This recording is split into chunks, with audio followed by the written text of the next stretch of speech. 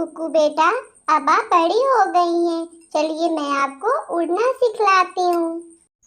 फिर टोनी और कुकू दोनों जंगल में उड़ने के लिए निकल जाती हैं। कुछ दूर उड़ने के बाद खूब जोर से बारिश आने लगती है।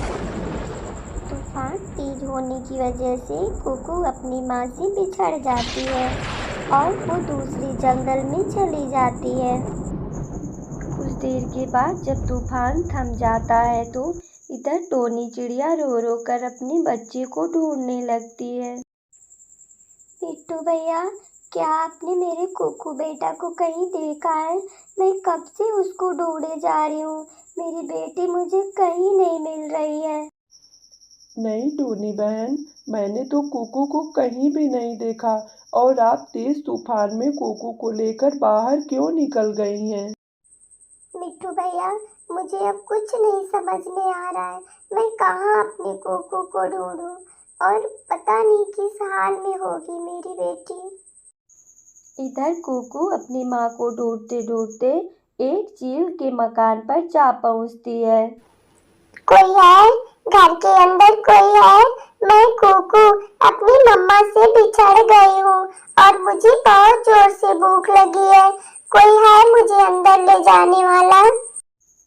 चील जब दरवाजा खोलता है तो वो कुकू को देखकर बहुत ही खुश हो जाता है, क्योंकि वो काफी दिनों से भूखा था और उसे कोई अच्छा मांस खाने को नहीं मिला था। अरे छोटी चिड़िया, अब यहाँ तक आ गई हो तो तुम अंदर आ जाओ। डरो मत, मैं तुम्हारे लिए भोजन बनाकर रखी हूँ। आपका नाम क्या है? क्या आप मेरी मम्मा से मुझे मिलवा देंगी? मैंने तो आज के पहले आपको कभी नहीं देखा है। अच्छा ठीक है, अभी तुम ज्यादा सवाल मुझसे मत करो। तुम्हें भूख लगा है ना? मैं तुम्हारे लिए अभी खाना बनाती हूँ। तभी चील अपने लिए कुछ चावल बनाने लगती है और मन ही मन सोचती है, इस छोटी चिड़िया को मारकर मैं बहुत ही अच्छा ताजा और स्वादिष्ट मांस बनाऊंगी। अरे, आपने मुझे बताया नहीं कि आपका नाम क्या है और आप क्या बना रही हैं? मुझे ये भी नहीं आपने बताया। छोटी चिड़िया, मुझे लोग चील कहते हैं। ओलो, आंटी, आप चील हैं? मम्मा तो कहती है कि चील लोग बहुत बुरे होते हैं और वो हम छोटे पक्षियों को मारकर खा जाते हैं। क्या आप भी मुझे मारकर खा जाएंगी? मैंने तो कोई गलती नहीं की है। अरे नहीं छोटी चिड़िया, तुम कितने सवाल जवाब करती हो। मैं तुम्हें मारकर नहीं खाऊंगी, बल्कि मैं तुम्हारे लिए भोजन बना रही हूँ। तब तक चील का पंख थोड़ा आग से लगकर जल जाता है और कुकू जोर से हंसने लगती है। चील आंटी, आप जल गई, आप जल गई। कुकू की मासूम हंसी को सुनकर चील का मन पिघलने लगता है और वो सोचती है, इतने दिनों से मैं बहुत ही अकेली थी। इसे देखकर तो मुझे बहुत अच्छा लग रहा है। फिर चील कुकू को खाने का विचार छोड़ देती है और वो चावल अपने और कुकू को मिलकर खिला देती है। चील आंटी, क्या आप मेरी मम्मा से मुझे नहीं मिलाएंगी? मेरी मम्मा मेरे लिए बहुत रो रही होगी। आप मुझे मेरी मम्मा से मिला दें। ठीक है कुकू, चलो मैं तुम्हारी मम्मा से तुम्हें मिलवा देती हूँ। कुछ दूर जाने के बाद एक आम का प्यारा सा बगीचा था, जिसपे आम के बहुत सारे फल लगे थे। उसे देखकर कुकू कहती है, चील आंटी, मुझे आम खाने हैं, मुझे आम खाने हैं और मुझे अपनी मम्मा के लिए भी एक आम ले जाना है। प्लीज मुझे आप आम तोड़ कर दे दें। चील कुकू के लिए आम तोड़ती है और उसकी मासूमियत को देख के मन ही मन उससे बहुत ही ज्यादा लगाव हो जाता है। कुकू के हाथ में आम को देखकर गौरी उस पे झपट पड़ती है।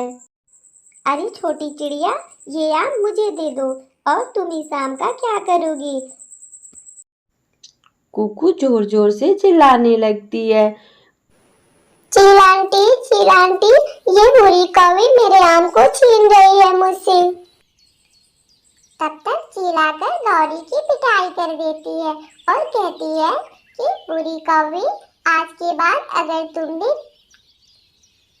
कुकू की तरफ आंख भी उठाकर देखी तो मुझसे बुरा कोई नहीं होगा। आज से ये मेरी भी बेटी है। फिर वहां से कुकू को लेकर चील टोनी चिड़िया के पास आती है।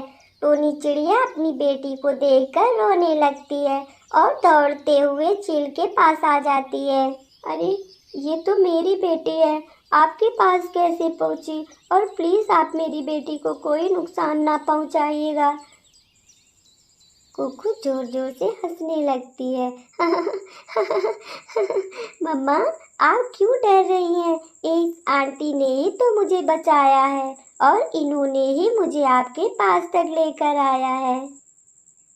मेरी बेटी के सिवा मेरा इस दुनिया में कोई नहीं था और लोग झूठ में कहते हैं कि चील लोग बहुत बुरे होते हैं, लेकिन आप तो बहुत अच्छी हैं।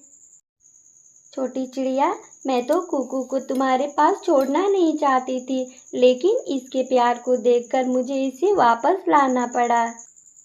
कोई बात नहीं है चील जी, आपका जब भी मन करेगा आप मेरे घर आ जाया करिएगा।